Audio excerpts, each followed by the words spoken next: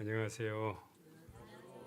추운 날씨에도 이렇게 말씀을 갈급하는 모습으로 오셔서 너무 감사하고 행복합니다. 환영합니다. 우리 집 사람이 요즘 예전에도 한번 그런 얘기를 했는데 요즘 그래요. 자꾸 말로만 지성소 그렇게 하지 말고 실제로 지성소 들어가서 예수님 만나면 좋겠다고. 근데 그 불가능한 일이잖아요. 실제로 가는 건. 또 이 지상성소에서도 지성소로 못 들어가잖아요. 대제사장밖에. 제 마음에 좀 이제 갈등이 생겼어요. 어떻게 하면 이거를 알아듣게 해줄까. 그러다가 오늘 또 이제 또 여기 교회 오면서 그런 얘기를 또 하는 거예요. 그래서 제 마음에 이렇게 말을 정리를 해봤어요. 우리가 그 부모님을 사별하면 땅에다 모시지만 자식이 죽으면 가슴에다 묻는다고. 저도 10년 동안 병으로 고생하다가 30 들어서면서 큰 딸을 잃었기 때문에 그 말의 의미를 좀 이해할 만해요. 그리고 이제 우리 집 사람이 또 무슨 얘기를 하냐면은 아주 세계적으로 유명한 지도자, 직접 말씀해 드려도 뭐 문제 없겠죠. 교황 프란치스코가 그런 말을 했다고. 지금까지 그 머리로만 이해했던 말씀을 70년 만에 가슴으로 이해하게 됐다고. 그래서 이제 프란치스코가 근래에 그 가슴에서 우러나오는 말들이라는 책을 썼어요. 그러니까 이제 제가 또 그 말씀을 쭉 보면서 어떤 생각을 하게 됐느냐면요. 하나님께서는 우리를 너무 사랑하셔서 갈바리에 십자가를 세우셨어요. 맞죠? 근데 성령님께서는 우리 가슴에다가 그 십자가를 세우십니다. 이것은 어디서 제가 따온 말이 아니고 제가 말씀을 연구하면서 제가 받은 감동을 그냥 표현한 겁니다. 저에게는 그 말이 엄청난 의미로 다가오기 때문에 하나님은 갈바리에 십자가를 세우시고 성령께서는 우리 가슴에다가 십자가를 세우신다. 이 말은 어떤 의미에서도 볼 수 있냐면 성령을 거역하는 죄에 대해서 예수님께서 직접 말씀하셨죠. 말로 인자를 거역하면, 즉 말로 예수님을 거역하면 용서를 받아도 성령을 거역하면 용서를 못 받는다. 성경에 그렇게 기록되어 있죠. 그 말씀이에요. 그러니까 이 삼위 하나님은 우리가 말로 설명할 수가 없어요. 그러나 그 하나님이 인간이셨다. 인카네이션, 성육신. 완전한 루스벨이 왜 죄를 지었는가? 완전한 아담과 하와가 왜 죄를 지었는가? 왜 죽은 사람이 어떻게 살아나는가? 다 오묘잖아요. 다 오묘예요. 인간의 그 이해로나 말로나 다 표현할 수 없는 것들이에요. 근데 그 외에 어떤 문제라도 어떤 거라도 하나님을 만나면 다 풀립니다. 깔끔하게 하나도 거침이 없이 하나님을 알면, 진짜 하나님을 체험적으로 알면. 그러니까 이제 제가 그 우리 집 사람이 지성소에 직접 들어가 가지고 거기서 우리를 중보하시는 예수님을 직접 만나면 좋겠다. 이 일을 어떻게 설명을 해드려야 되는데, 그래서 제가 그렇게 정리를 해봤어요. 지성소 신앙이란 실제로 지성소 가는 건 아니에요, 우리가. 그러나 진리의 이해에 있어서 하나님께서 인간에게 원하시는 가장 밝은 진리의 빛을 깨닫는 것을 말하는 거예요. 성경은 이것을 인침이라고 했어요. 인침이란 어떤 눈에 보이는 표식이나 그런 것이 아니라 이 지적으로나 영적으로, 그러니까 머리로나 가슴으로나 진리의 뿌리를 내려서 어떤 핍박이나 어떤 이설에도 흔들리지 않고 굳게 서는 상태. 늦은비 성령에 참여하는 사람들이, 그런 인받은 사람들이 늦은비 성령에 참여하고, 셋째 천사의 기별은 늦은비 기별입니다. 늦은비 성령은 집단적으로는 미래 일요일 명령이 내리면 오지만, 사실 늦은비 성령은 예수님이 지성소 봉사 사업을 시작을 하면서 시작이 된 것입니다. 왜냐하면 인받은 사람들은 하나님이 인간에게 기대하시는, 인간에게 알기를 원하시는 가장 밝은 빛을, 지성소를 열고 보여주신 거예요. 종교개혁의 마지막으로 안식일이 회복된 게 거기에 준한 거고요. 그러니까 지금 현재 여자의 남은 자손, 계시록 12장 17절의 여자의 남은 자손은 인류 역사상 가장 밝은 진리의 빛 가운데로 들어온 사람들입니다. 인받은 사람들. 성경에는 계시록 14장 1절로 5절에는 14만 4천이라고 상징적으로, 수요가 아니에요, 실제 숫자가 아니에요, 상징적으로 표현한 것입니다. 그러니까 저는 여러분들을 이렇게 볼 때 보통으로 안 보이는 거예요.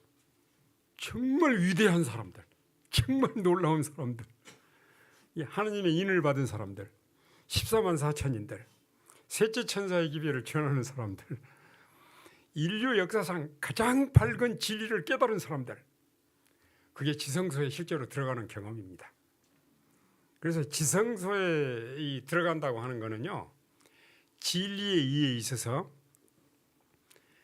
가장 밝은 빛 가운데로 들어가는 거예요. 예를 들면은 우리 하나님을 믿고 거듭남의 경험을 하고, 또 이 하나님의 형상을 회복하는 성화의 경험을 하고, 또 십자가에서 흘러나오는 진리의 빛을 분명하게 깨닫고, 또 우리 몸이 하나님의 성전인데 건강 개혁에 있어서, 또 안식일 신앙에 있어서, 재림 신앙이나 부활 신앙이나 성경의 모든 신앙에 있어서 땅 끝까지 간 거예요.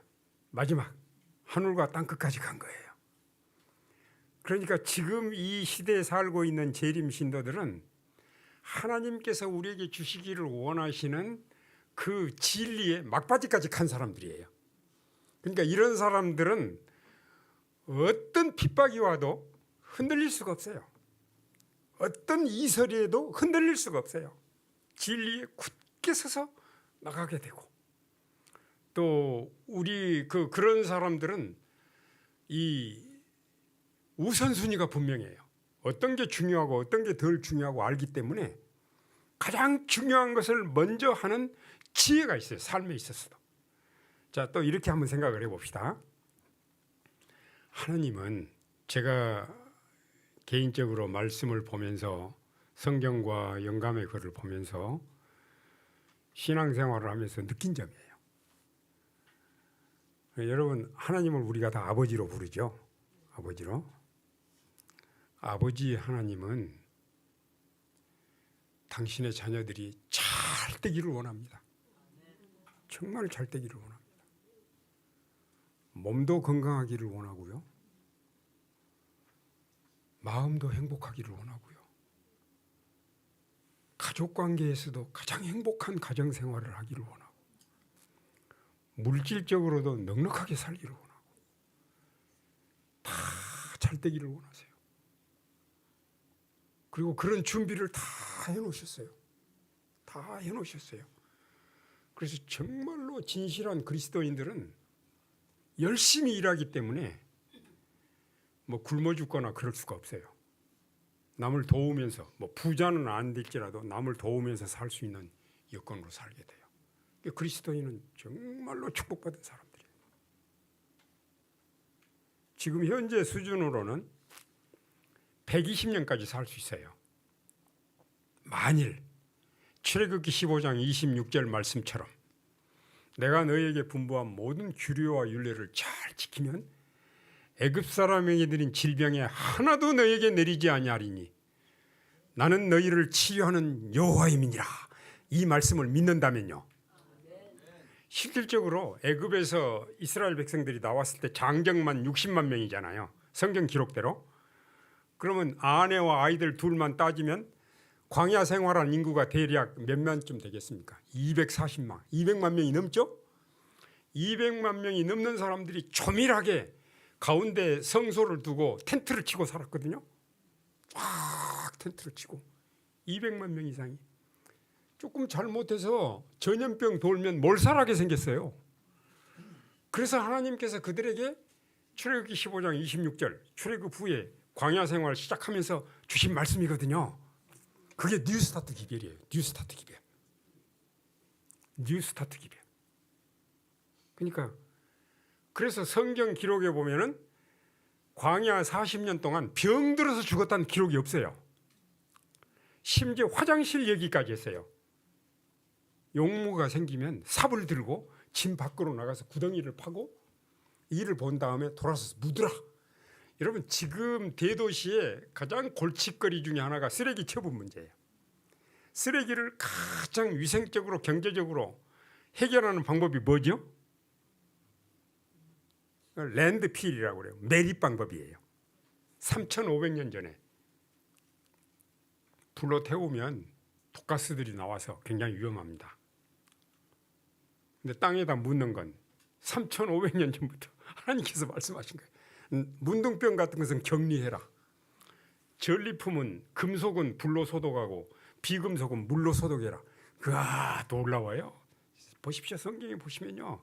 모세오경에 나오는 건강 정보들이 약 17가지로 대별할 수 있어요. 17가지로. 근데 이걸 축소하면 뉴스타트예요. 뉴스타트 내용을 3가지로 딱 요약하면 보세요, 여러분. 뉴스타트 내용 중에서 가장 자연적인 요소 3가지가 뭐예요? 가장 자연적인 요소 3가지. 물, 공기, 햇볕. 환경입니다. 환경, 건강. 우리 생활 양식에 해당되는 3가지가 있어요. 뭐죠? 먹는 거, 잠자는 거, 운동하는 거. 라이프 스타일. 나머지가 마음이에요. 그러니까 뉴스타트 8가지를 3가지로 딱 나누면 마음과 환경과 생활이에요. 근데 환경은 우리가 오는 대로 따라오지 않죠. 그래서 뉴스타트 생활을 제대로 하려면은 청정지역으로 가야 돼요. 그래서 하나님께서 성경에 시골 생활하라고 그랬어요. 그냥 무조건 은둔 생활을 위한 시골 생활이 아니에요. 성경에는 시티 미션 아웃포스트 그렇게 했어요. 가장 효과적인 전도를 위한 일보 후퇴예요. 신자들만 모여서 은둔 생활하라. 그게 시골 생활이 아니에요. 도시에서 광주에서 그 일이 생겼을 때 도청 위에서 기관 단총으로 사람들을 너무 쏩니다. 안식일이 한번 끼어서 보냈는데 안식일에 교회 갈 수가 없어요. 그러나 광주에서 한 15분 거리에 우리 시골집이 있었는데 거기는 아무런 이유 없이 자연스럽게 안식일을 교회 가서 지킬 수 있었죠. 그러니까 이렇게 어떤 위기가 닥치고 안식일 준수 위험이 오고 식량의 위협이 올 때를 위해서, 그러니까 시골 생활이라고 하는 것은 안식일을 가장 잘 지키도록, 또 식량 자급자족을 위해서, 또 사람들이 보는 대로 변하기 때문에 가장 좋은 자녀 교육을 위해서, 그리고 가장 효과적인 복음 전도를 위해서 주신 기별입니다. 저는 1980년 초에 그 기별을 깨닫고, 저는 부족하기 짝이 없는 사람이지만 하나님의 말씀을 보고 그 말씀이 내 마음에 가슴에 들어오면 그대로 실천하는 데는 열심입니다. 그래서 저는 그때 그 말씀을 탁 보면서 제가 사택을 반납하고 자동차로 한 30분 떨어진 곳에 시골에 생활을 시작했습니다. 농사를 지면서 제초제를 쓰지 않고 농약을 사용하지 않고 농사를 지금 40년 이상 짓고 있습니다. 너무너무 많은 교훈을 배우고 있습니다. 토질 개선하고 체질 개선하고 원리가 똑같습니다. 비료 쓰고 농약 쓰고 그러면 미생물이 다 죽어요. 병충해가 많아요. 근데 퇴비를 쓰고 그러면은 이 미생물들이 잘해서 곡식들이 뿌리를 내리고 건강하게, 병충해도 건강해요. 우리가 하나님 말씀대로 자연 건강식을 먹으면요, 대장에 유익균들이 활성화돼 가지고 면역력이 팍팍 올라가고 건강하게 살게 돼 있어요. 제가 이제 오늘 말씀으로 들어가겠습니다. 십자가의 승리, 이것은 우리 말씀의 정말 핵심 진리 가운데 하나입니다. 존경하는 성도 여러분께서 이 말씀을 이해하시고 또 체험하시게 되면 지금까지 나를 괴롭혔던 인생의 모든 형태의 문제를 그냥 얽힌 실타래가 풀리는 것처럼 다 풀 수 있고 가장 가벼운 마음으로 감격 속에서 하나님을 섬길 수 있어요. 오늘 저녁 말씀 얼마나 중요합니까? 여기 창세기 3장 15절은 그 아담과 하와가 범죄한 다음에 뱀을 저주하는 메시지잖아요. 근데 이 메시지 안에 구속의 계획이 선포됩니다. 성경에서 최초로 언급된 구속의 계획이 여기 되죠. 창세전부터 마련해 오신 구속의 계획이 성취가 됩니다. 대부분의 기독교인들은 십자가의 구속을 이 죄인의 구원에게만 적용합니다. 그냥 굉장히 제한돼 있어요. 우리 김 목사님은 이 평면적인 이해라고 표현을 하셨어요. 그런데 우리가 하늘 성소에 대한 이해를 딱 갖게 되면 입체적으로 깨닫게 됩니다. 우리들의 그 십자가의 개념이 우주적인 관점에서 이렇게 확대해서 보게 된다는 거죠. 그래서 이 말씀은 이제 벌써 우리가 세 번째 읽습니다. 너무 중요하기 때문에 같이 한번 읽어보겠습니다. 구속의 경륜에는 사람을 구원하는 일보다 더 광범위하고 깊은 목적이 있었다.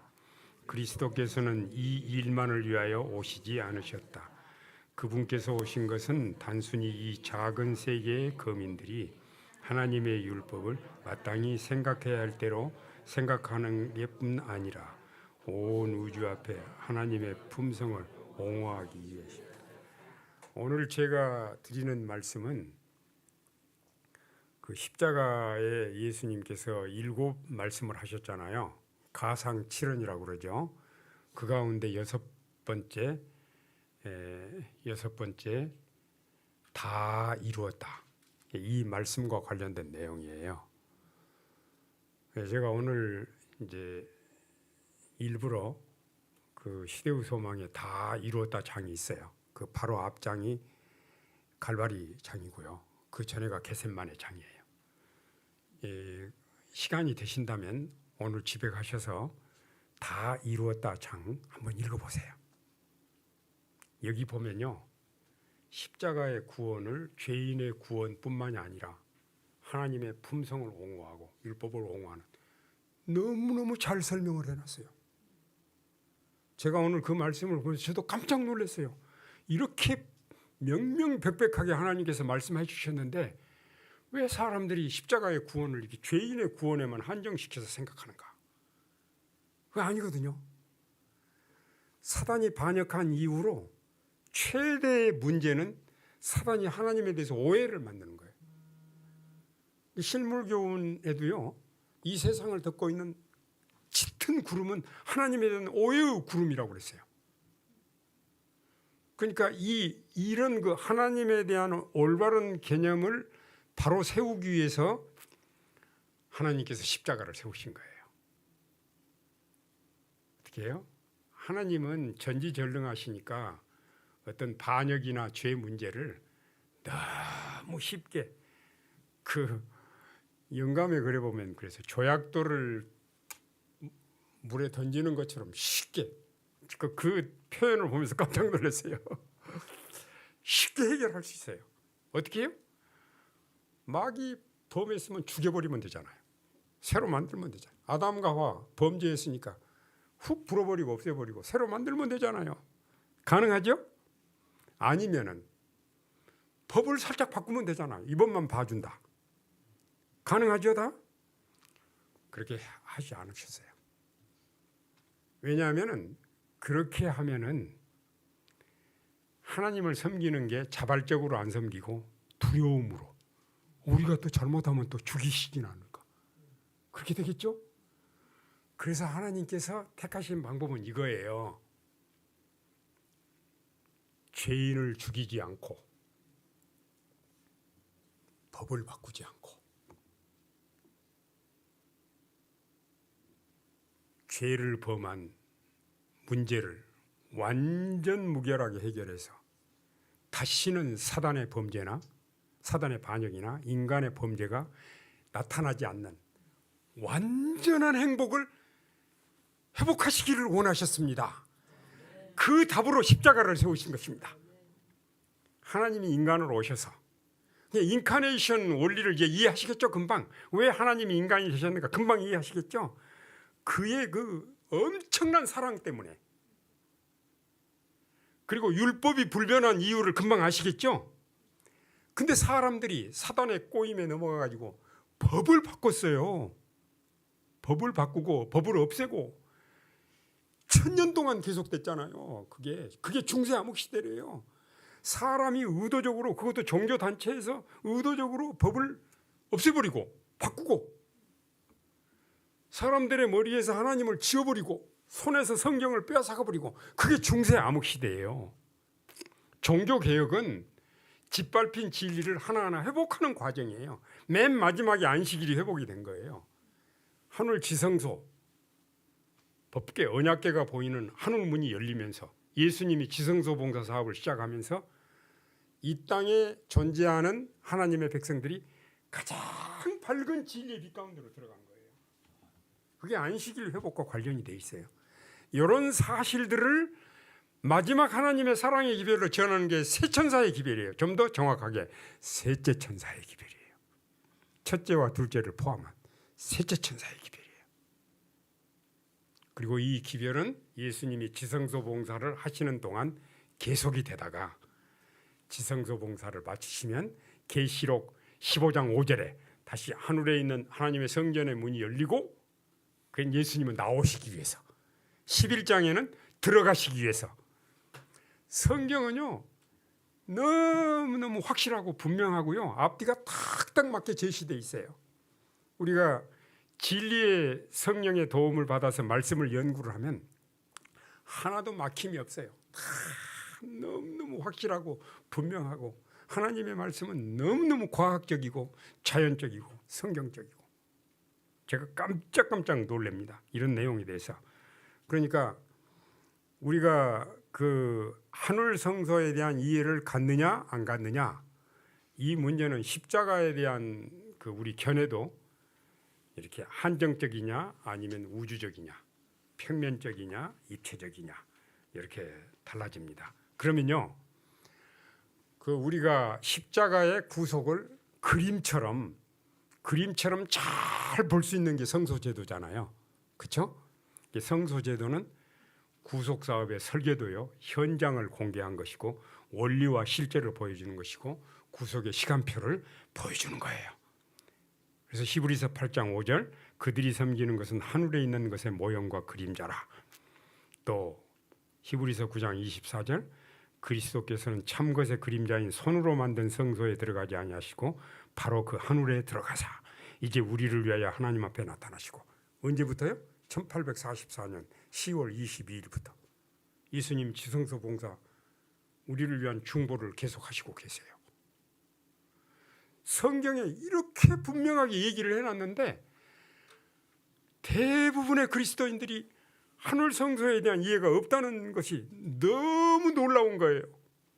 너무 놀라운 거예요. 심지어 여자의 남은 자손이라고 생각하는 사람들 중에도 그런 일이 일어날 수 있어요. 이번 기회에 우리 하나님께서 우리를 자비를 베푸셔서 우리가 진리의 눈을 떠서 정말로 바르게 하나님의 말씀을 깨닫고 보면서 우리의 마음에 깨달음이 생기는 순간순간마다 우리 인생의 하늘의 색깔이 달라집니다. 진짜 사람 사는 것처럼 살게 됩니다. 진짜 하나님을 아는 기쁨, 감격 속에서. 자, 이제 이렇게 지상 성소에 대해서 한번 잠깐 봅시다. 출애굽기 25장부터 31장에 보면은 지상 성소의 조감도가 나오는데 세 부분으로 나오죠. 성막들이 있고 성소가 있고 지성소가 있죠. 거기 기구들이 있죠. 성막들에는 번제단 물통, 성소에는 떡상 촛대 향단, 지성소에는 법궤 이렇게 있어요. 이렇게 이제 근데 이 성소 제도는 제가 이 성소에 대해서 상세하게 이거는 뭐고 이걸 설명하기 위해서 지금 말씀드리는 거 아니에요. 여기 숨어 있는 교훈을 말씀드리는 거예요. 진리를. 성소는 구속과 복음의 의미를 가르치는 가장 중요한 도구 가운데 하나예요. 이 성소보다 더 직접적으로 복음의 원리를 설명하는 게 있다면 뭐가 있을까요? 뭐가 있을까요? 성소의 원형이신 예수님의 생애를 통해서. 그리고 번제단에서 양이 죄인 대신 죽잖아요. 이거를 좀 더 분명하게 아는 방법은 뭘까요? 하늘성소의 번제단을 가면 됩니다. 하늘성소 번제단은 어디가 있죠? 어디가 있죠? 갈바리입니다. 여러분, 지상성소는 하늘성소의 모형이라고 이렇게 했기 때문에 하늘의 모든 것이 있는 것처럼 생각하면 안 됩니다. 하늘성소는 범위가 이 지구도 다 포함합니다. 이 지구를 포함해서 하나님이 계시는 삼층천까지가 다 하늘성소입니다. 그렇기 때문에 하늘성소에는 실제로 하늘에는 번제단이 없습니다. 왜냐하면 하늘성소의 번제단은 갈바리입니다. 좀 이해가 되십니까 이제? 너무너무 놀랍잖아요. 그러니까 우리가 성경 말씀에 예를 들면요. 저는 때때로 성경을 보면서 깜짝깜짝 놀랄 만한 진리들을 발견하는데 예를 들면 그거예요. 예수님의 십자가의 죽음이 우리가 법을 범해서 받을 둘째 사망이라는 거. 제가 예전에는 그걸 잘 몰랐어요. 이 사실을 깨닫는 순간 저는 와, 이 세상의 모든 종교들이 심지어는 일반 개신교도들까지 다 포함해서 모든 종교들이 영원불멸설을 줘. 영원불멸설. 왜 제가 개신교라는 말을 꺼냈냐면 개신교에서 가르치는 내세관은 천당 지옥설이에요. 사람이 죽자마다 천당에 가고 지옥. 영원불멸설이에요. 연옥설이나 그 다를 바 없어요. 윤회설이나 다를 바 없어요. 근데 성경은 너무너무 분명하게 조건 영생설. 악인은 완전히 없어져 버려요. 사라져 버려요. 심판받아서. 의인들은 영원히 살아요. 왜요? 하나님을 믿으니까. 즉 말하자면은 하나님께서는 사단이 반역하고 인간이 반역했을 때 이 문제를 가장 지혜로운 방법으로 강제성이 없이, 왜냐하면은 그 의지의 자유를 가진 존재로 만들어놨기 때문에 그들은 자기들이 원하면 죄를 지을 수도 있고 자기들이 원하면 죄를 안 지을 수도 있고, 그래서 하나님께서 창세전부터 구속의 계획을 마련해 놓으신 거예요. 죄를 지을 것을 확정하고 만든 게 아니고 자유의지를 가진 존재로 만드셨기 때문에 언제든지 양쪽 가능성이 있으니까. 근데 아담과 하와가 죄를 딱 범하자 창세전부터 마련한 구속의 계획을 말씀하신 것이 창세기 3장 15절이에요. 이제 이해가 되시죠? 그래서 하나님은 강제성이 없어요. 그리고 아까 말씀드린 대로 반역한 사단을 죽이고 아담과 하와를 없애고 율법을 바꾸거나 이런 모양으로 문제를 수습하면 문제 수습은 쉽지만 그 다음부터 지성적인 존재들이 하나님을 대할 때 무서워, 겁에 떨어서 또 내가 좀 잘못하면 나를 죽이지는 않을까, 행복이 사라져 버린 거예요. 그래서 이거를 아신 하나님께서 다시는 루스벨의 타락이나 아담과 하와 같은 범죄가 일어나지 않는 완전 무결한 행복을 위해서 십자가를 세우셨어요. 오늘 그래서 우리가 그 십자가의 승리에 대해서 공부하는 거예요. 이거를 가장 그림처럼 잘 보여주는 게 성소제도예요. 그리고 실제로 이것을 이 현장에서 실행하신 분이 하나님이 인간이 되신 거예요. 하나님이 인간이 되신 것은 굴욕이에요. 또 인간의 종이 되셨잖아요. 왕권을 내려놓으시고 사람이 된 것만도 굴욕인데 사람이 종이 되셨어요. 그리고 우리와 똑같이 예수님도 기저귀에 똥도 묻혔을 것이고 또 이렇게 오줌도 넣었을 것이고 음식도 잡수시니까 똑같이 30세 될 때까지 가정에서 부모님 모시고 똑같이 살았거든요. 똑같은 유혹을 받으면서. 근데 예수님은 죄를 짓지 않고 오직 하나님을 의지하는 믿음으로 승리의 생애를 사셨어요.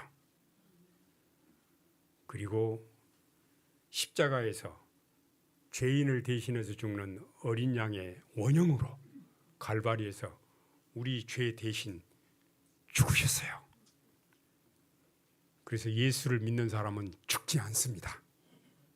예수를 믿는 사람은 하나님이 내 대신 벌을 받으셨기 때문에 심판이 면제가 됩니다.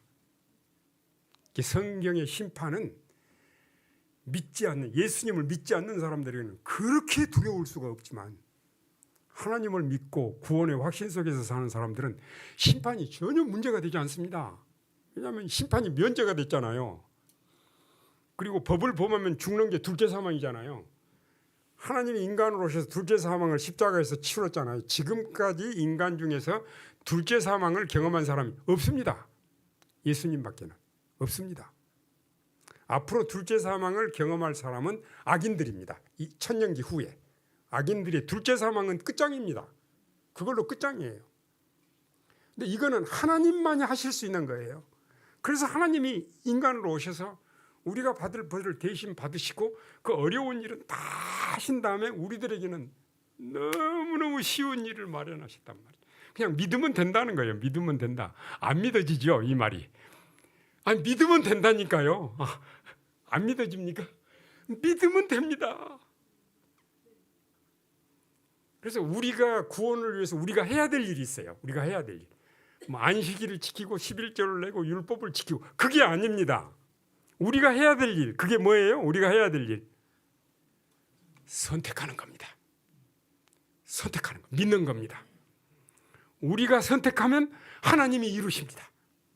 하나님은 우리를 부르실 때 너 목욕 재개하고 옷 갈아입고 또 뭐 잘못한 거 다 사과하고 회개하고 깨끗해진 다음에 와라, 이렇게 안 하셨습니다. 하나님께서는 우리에게 어떻게 하셨어요? 있는 모습 그대로 오라고 하셨습니다.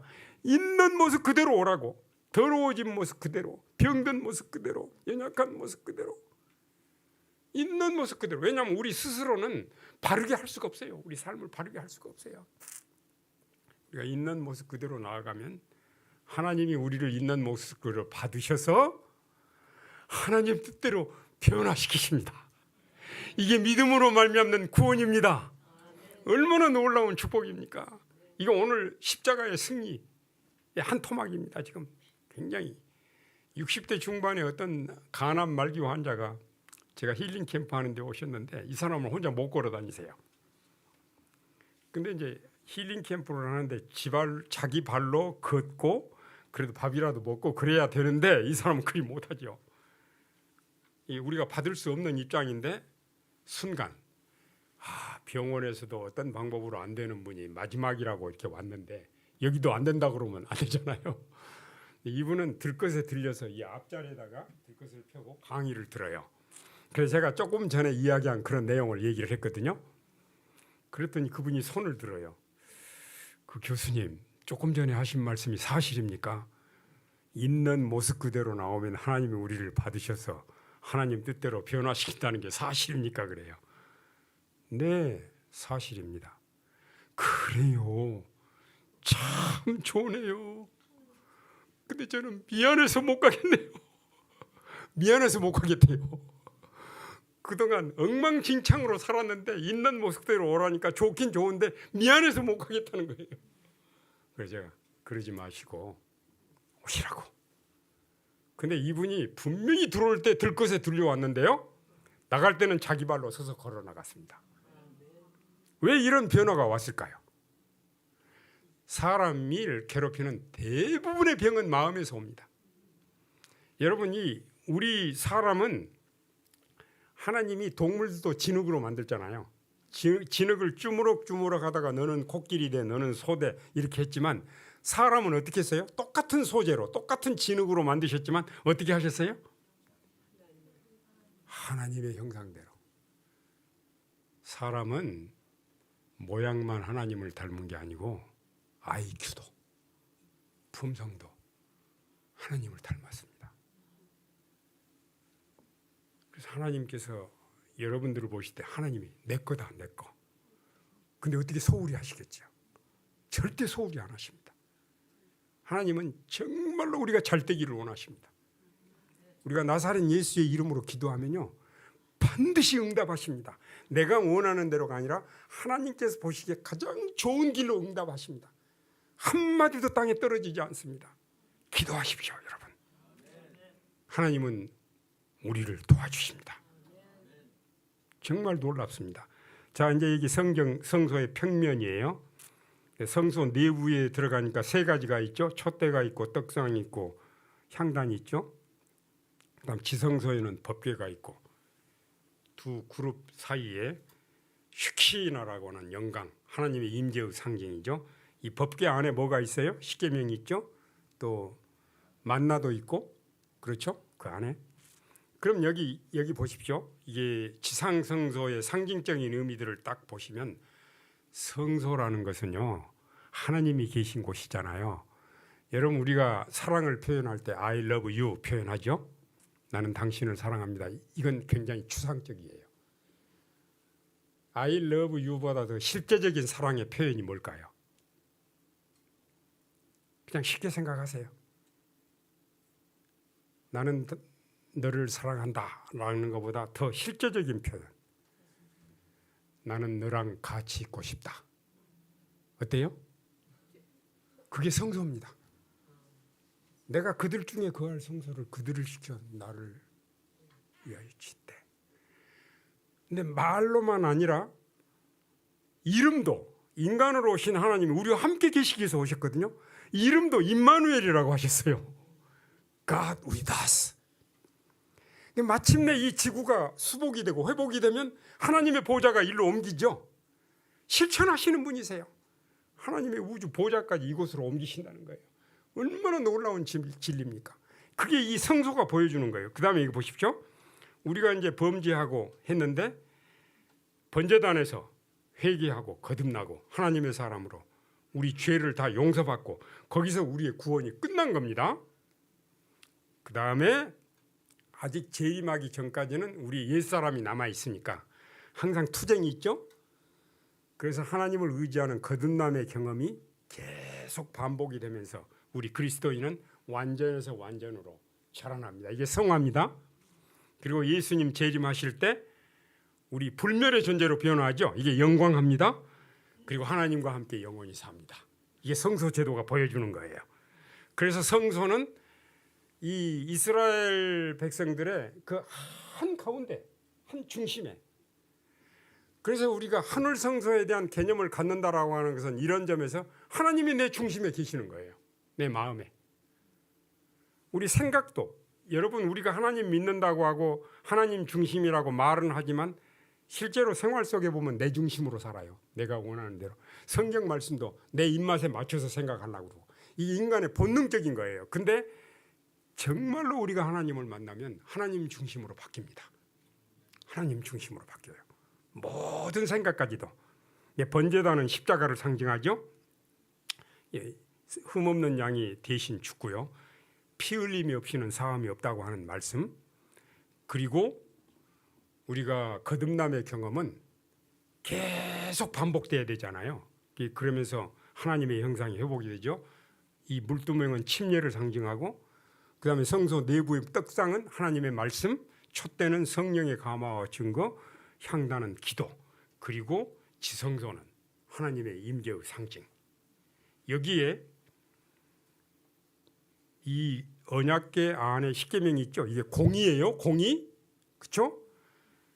대속죄일 날, 속죄일 날 두 염소를 제비 뽑아 가지고 하나는 아사셀을 위해서 하나는 여호와를 위해서 뽑은 염소는 죽이죠. 그 피를 언약궤 위에 뿌리죠. 사랑이에요. 사단은 항상 사랑과 공의를 나눠 놓는 거예요. 근데 하나님은 사랑과 공의를 서로 입맞추는, 이건 분리할 수 없는 거예요. 이게 대쟁투의 초점이에요. 이 사실을 깨닫는 건 굉장히 중요한 거예요. 이게 2300귀하, 다니엘서 8장 14절에 이렇게 설명을 했고요. 여기 2300귀하의 포인트가 십자가입니다. 십자가 다 보이시죠? 실제로 보시기 바랍니다. 십자가. 이 2300귀하 예언에는 7개의 예언이 있습니다. 7개. 여러분, 성경에 예언이 많은 것 같지만 12개밖에 없습니다. 기간이 정해진 예언이. 2300귀하에 7개, 1260년 예언에 5개, 1290, 1335 거기 다 포함된 겁니다. 근데 이 70주는 유대인을 위한 유예기간,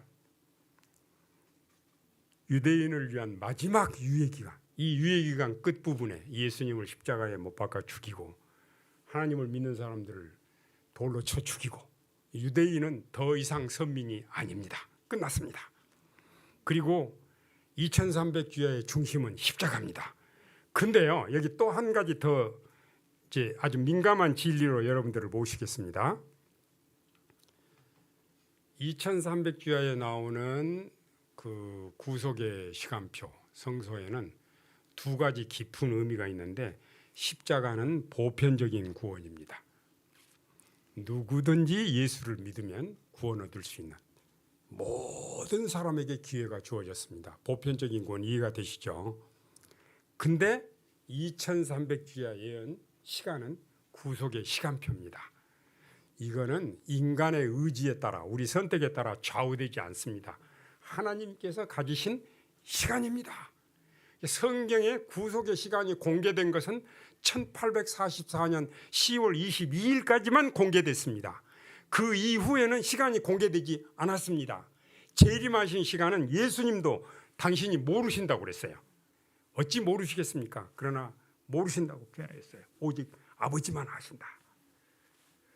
그래서 여러분, 우리가 그 1844년 이후로서는 징조를 통해서 구분할 수 있도록 하셨어요. 그러니까 예언 연구가 얼마나 중요하냐면요, 예언 연구를 통해서 하나님의 구속의 시간표를 확인하면서 올바른 때 올바른 행동을 하는 것입니다. 이게 그리스도인의 지혜입니다. 그래서 여러분, 우리 주변에 일어나는 시사적인 변화나 정치적인 변화나 종교적인 도덕적인 변화들을 볼 때 지혜로운 사람들은 이것이 무엇을 의미하는지 깨닫는 즉시 행동을 하는 것입니다. 미루면 안 됩니다. 즉시 행동을 해야 됩니다. 그래서 이 구속의 때, 구속의 시간표에 대해서는 베드로전서 1장 10절로 12절에 선지자들도 천사들도 살펴보기를 원했다고 했어요. 시 공간의 제한을 받는 인간이 예언 연구를 통해서 하나님의 시간 속으로 들어간다. 이 얼마나 놀라운 일입니까? 얼마나 놀라운 일입니까? 이게 예언 연구의 축복입니다. 성소 봉사에는 매일의 봉사가 있고 연례 봉사가 있죠. 그래서 레위기서 4장 중심으로 매일의 봉사, 이건 죄의 용서와 관련된 거고, 레위기 16장에 나오는 그 이제 속죄일 봉사, 보통 우리가 대속죄일이라고 그러는데 그냥 속죄일 해도 좋습니다. 속죄일의 봉사는 죄의 도말입니다. 죄의 용서와 도말을 좀 분명하게 구분하시는 게 좋습니다. 죄의 용서는 십자가에서 이루어집니다. 도말은 별개의 것입니다. 도말은. 자, 도말은요, 하나님의 품성과 하나님의 율법을 옹호하는 일과 관련되어 있습니다. 그러니까 다니엘서 8장 14절에 보면은, 여기 읽어보실까요? 2300주야까지니 그때 성소가 정결하게 되리라. 여기 정결하게 되리라는 히브리어로 수동형으로 되어 있는데, 영어 같으면 비동사를 쓰죠. 수동형은. 히브리어는 니라는 말을 씁니다. ni. 그러니까 그 정결하다라는 사다크, 능동형 동사는 성경에 많이 나옵니다. 구약 성경에 많이 나오는데 이게 니가 붙어서 니스다크, 니추다크, 이것은 다니엘서 8장 14절에 또 한 번만 나옵니다. 다른 성경에는 안 나옵니다. 근데 이거는 어떤 의미를 포함하느냐 하면은 be justified, 의롭다함을 받는다. 또 하나는 be vindicated, 옹호함을 받는다. 이 두 가지 의미를 다 포함합니다. 그러니까 그 심판이라고 하는 것은요, 재림전 심판은 재림 전 십자가의 구원을 받아들인 사람들의 생애를 공개함으로 십자가가 얼마나 확실한지 우주 거민들에게 보여주는 겁니다. 그래서 사단의 반역에 대해서 하늘 천사들, 타락한 천사들, 우주의 거민들, 지상에 있는 백성들, 그리고 구원받은 사람들, 악인들까지 다 이 우주에 존재하는 모든 지성적인 존재들이 차례대로 하나님이 옳고 사단이 틀렸다라는 것을 확인하는 절차가 심판의 절차입니다. 심판. 특별히 재림전 심판은 믿지 않는 사람들은 재림전 심판의 대상이 되지도 않습니다. 성소 정결을 할 때 성소에 옮겨진 피만 깨끗하게 했습니다. 그렇죠? 모든 인류의 죄를 취급하는 게 아닙니다. 성소에 옮겨진 십자가의 구원을 받아들인 사람만 공개하는 겁니다. 그 이유가 뭘까요? 이 사람이 구원 받을 건가 안 받을 건가 그걸 판가름하는 걸까요? 아닙니다. 십자가의 구원을 받아들인 사람들의 삶을 통해서 십자가의 구속이 얼마나 확실하다는 것을 다시 확인하는 겁니다. 다시. 천년기 동안에는 이 지구에서 구원받은 사람들이 그 악인들을 심판하면서 하나님이 옳고 사단이 틀렸다는 걸 보는 거고, 이게 심판의 제2 두 번째 국면이에요. 세 번째 국면은 악인들이 살아나가지고 사단이 틀렸고 하나님이 옳다라는 걸.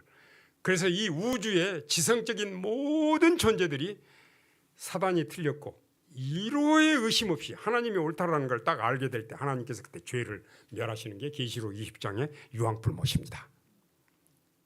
여기까지 이해가 되셨습니까? 네, 굉장히 중요한 대목입니다. 지금 사단이 살아있죠. 그래서 심판이 계속 진행되고 있습니다. 근데 예수를 믿고, 요한복음 5장 24절, 예수를 믿고 하나님을 믿는 사람은 영생을 얻었고 심판에 이르지 아니하나니 사망에서 생명으로 옮겼느니라. 아멘. 이런 믿음을 가진 사람들은 심판이 전혀 두려운 존재가 아니에요. 우리 억울한 일을 풀어주기 때문에 행복한 거예요. 그래서 심판은 기쁜 소식이에요. 우리 그리스도인들에게는.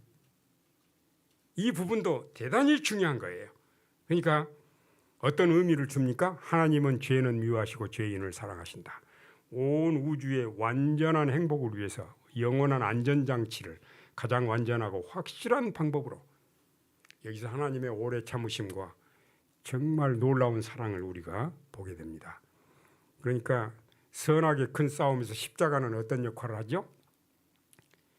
이제 계속해서 이어지는 말씀을 보시면 예수님이 이 십자가는 영감에 글에 나오는 내용에 그대로 대쟁투의 클라이막스예요. 다 이루었다. 이거는 이제 어떤 의미를 주느냐면 다 이루었다는 것은 성경에 3번 나와요. 십자가 상에서 1번 나오고 7재앙 끝에 되었다. 그리고 신천지 회복이 된 다음에 이루었도다. 이렇게 3번 반복이 됩니다.